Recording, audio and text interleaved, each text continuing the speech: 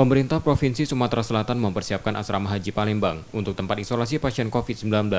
Hal ini mengantisipasi penambahan kasus positif di Sumsel yang meningkat signifikan. Pemerintah menyiapkan 3 tower dengan total 270 kamar, memiliki 500 tempat tidur. Fasilitas ini khusus dipersiapkan untuk pasien COVID-19 tanpa gejala atau bergejala ringan. Sebelumnya tempat isolasi juga disediakan di Wisma Atlet Jakabaring yang terisi 75% dari 300 kapasitas yang tersedia.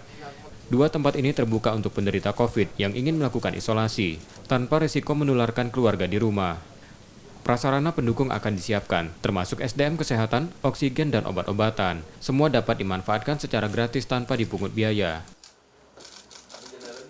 Masyarakat tidak perlu ragu lagi untuk isolasi mandiri jika ragu di rumahnya. Jika di rumahnya ada anak kecil, atau ada orang tua, atau ada keluarga yang punya penyakit penyerta, tidak perlu ragu mencari tempat.